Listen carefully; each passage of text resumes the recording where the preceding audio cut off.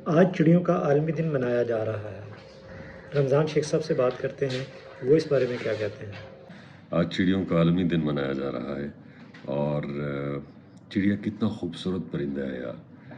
صبح کو آتا ہے آپ کی گھر کی دہلیز پر اور آپ کی منڈیر پر، آپ کو آ کے جگاتا ہے، صبح کا سندیسہ لاتا ہے، آپ کو یہ آ کے بتاتا ہے کہ آپ اٹھ جائیے، اپنے خدا کو یاد کیجیے، اپنے رب کو یاد کیجیے جس نے آپ کو اتنی ساری نعمتوں سے نوازا ہے، اور اس کے بعد پھر نہائیے دھوئیے، کام پہ نکل جائیے۔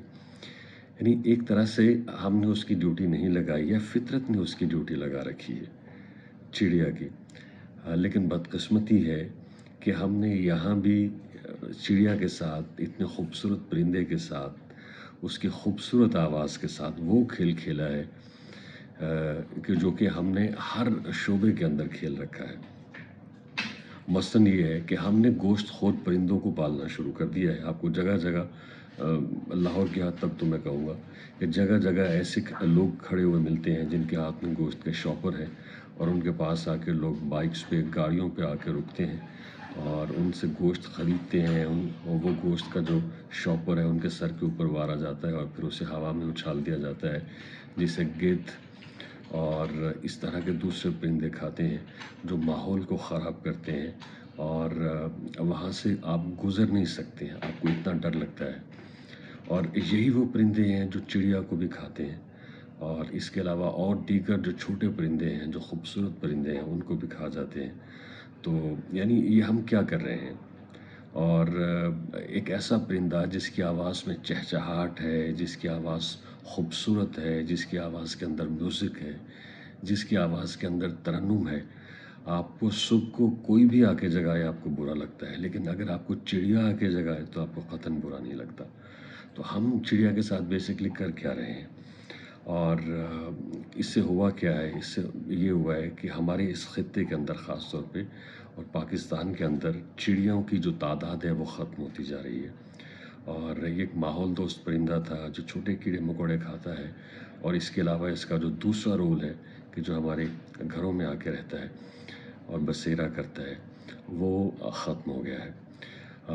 اس کا جو بسیرا ہوتا ہے وہ پیڑ کے اوپر ہوتا ہے۔ ایک اور ظلم ہم نے یہ کیا ہے کہ ہم نے اپنے ماحول سے پیڑوں کو ہٹانا شروع کر دیا ہے۔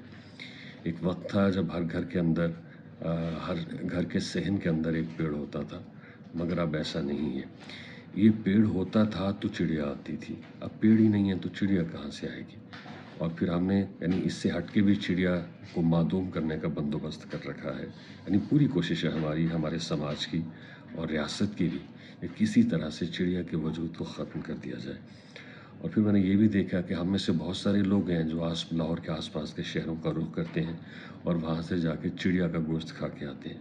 یار چڑیا کے گوشت مطلب میری سمجھ سے باہر ہے۔ کیا گوشت ہوتا ہے اس کے اندر، اور کیا اس کا مزہ یا کیا ٹیسٹ ہوتا ہوگا؟ میرا خیال ہے کہ میرے جیسا بندہ اگر چڑیا کا گوشت کھا لے تو اسے ساری رات نیند نہ آئے کہ اس نے اتنا ظلم کیا ہے، اتنے معصوم پرندے کا گوشت کھا لیا ہے۔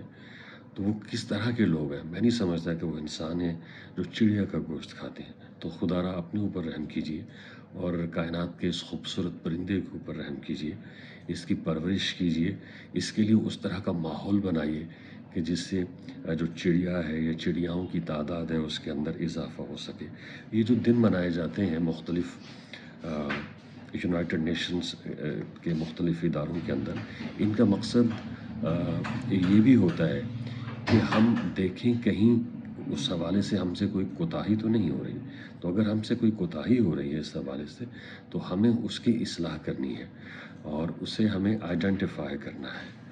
تو چڑیوں کے لیے میری طرف سے بہت سارا پیار، اور میں تو کوشش کروں گا، میرے گھر میں ویسے پیڑ ہے اور میرے گھر والوں نے کوشش کی تھی کہ اس دفعہ اس پیڑ کو ہٹا دیا جائے، لیکن میں نے بھی بھرپور کوشش کی کہ چونکہ چڑیا اس پیڑ کے اوپر رہتی ہے تو میں اس پیڑ کو نہیں ہٹاؤں گا۔ بہت شکریہ۔